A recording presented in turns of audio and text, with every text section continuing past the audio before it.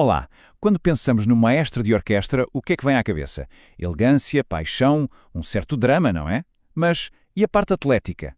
Pois é, raramente se pensa na regência como um verdadeiro feito de resistência, e é exatamente esse lado físico e surpreendente que vamos explorar hoje.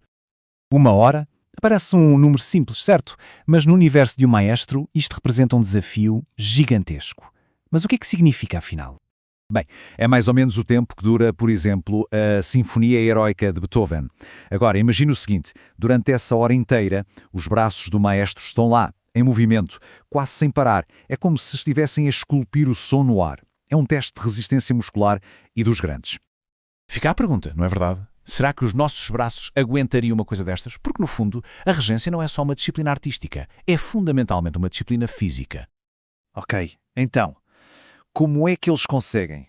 Como se desenvolve essa resistência toda? Bem, tudo, absolutamente tudo, começa na base, no alicerce, o corpo. Vamos ver como a postura correta é a chave para tudo o que vem a seguir.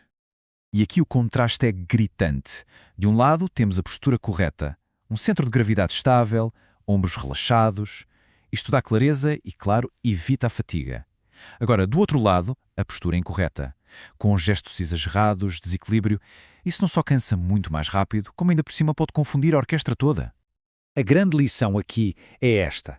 Cada gesto preciso, cada indicação clara que o maestro dá, tudo isso nasce de um corpo equilibrado, de um centro estável. Não são só os braços a mexerem-se por conta própria, entende?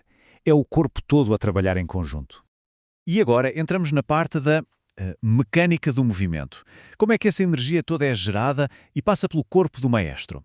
Acreditem, é quase uma ciência. E é fascinante. O conceito-chave para isto é a distribuição muscular. Mas o que é que isso quer dizer na prática? Simples. Não se trata de usar só a força dos braços. É sobre usar o corpo de forma inteligente, distribuindo o esforço para que os grupos musculares certos façam o trabalho pesado.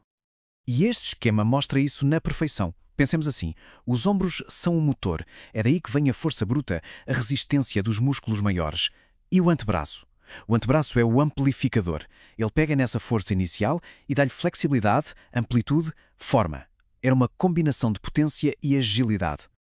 É exatamente o que diz esta frase. Se o motor, ou seja, o ombro, não estiver a funcionar bem, o antebraço cansa-se no instante e aí o gesto perde força, perde clareza, perde tudo. Claro, onde há uma técnica correta, também há muitos erros comuns. E aqui entramos num ponto importante. Uma boa regência tem muito mais a ver com disciplina do que com puro drama teatral. E aqui temos alguns desses erros clássicos. Ombros desequilibrados, usar a cabeça para dar entradas aos músicos. Cada um destes gestos é um desperdício de energia e uma receita para a confusão. Por exemplo, dar uma entrada com um aceno de cabeça é muito menos preciso e tira mais a atenção do que um gesto limpo com o braço. No fundo, a ideia é que os gestos têm de ser musicais, não teatrais. A regência está ali para servir a música. Aqueles movimentos super dramáticos, tipo dobrar os joelhos num momento de grande intensidade, muitas vezes são mais teatro do que música e podem até atrapalhar a concentração da orquestra. E isto levanta uma questão interessante. Por que é que um simples olhar pode ser tão mais poderoso do que um gesto super dramático? É porque a comunicação na música é sutil. Muitas vezes, um contacto visual direto, um olhar intenso, comunica uma entrada com muito mais força e precisão do que qualquer movimento exagerado. Ok, vamos mudar um pouco de assunto e falar de algo bem prático, que gera até um certo debate. O maestro e a partitura. A estante deve estar lá ou não? Eis a questão. Mas antes de mais nada, uma coisa tem de ficar claríssima. O maestro tem de saber a partitura de trás para a frente, praticamente de cor. A estante ali não é uma bengala para quem não estudou, de forma alguma. É uma ferramenta, uma escolha estratégica. E como qualquer escolha estratégica, há prós e contras. Reger sem partitura, de memória, cria uma ligação muito mais direta, mais forte com os músicos.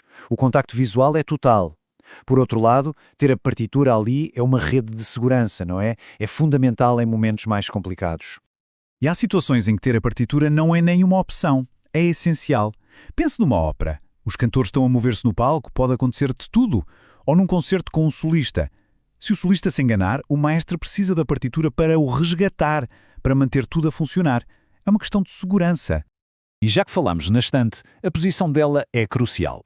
A regra de ouro é que ela deve ser uma ferramenta, não uma barreira. Por isso, a altura ideal é mais ou menos ao nível do umbigo.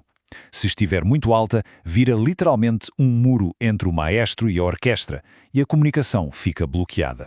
Então, quando juntamos tudo isto, a postura, a mecânica do movimento, a disciplina para evitar erros, a estratégia com a partitura, aí sim começamos a ter uma imagem muito mais completa do que é o verdadeiro instrumento do maestro. E o ponto central é este, desde a forma como se posiciona no pódio, até ao mais pequeno gesto. Cada escolha física não serve só para marcar o tempo, é muito mais do que isso. É um ato de comunicação. É a forma de traduzir a intenção da música através do corpo. O que nos deixa a pensar, será que o verdadeiro instrumento do maestro não é a batuta? Será que, no fundo, o instrumento que o maestro passa a vida inteira a aperfeiçoar é o seu próprio corpo? Um corpo afinado para transformar o silêncio de uma partitura no som vibrante de uma orquestra?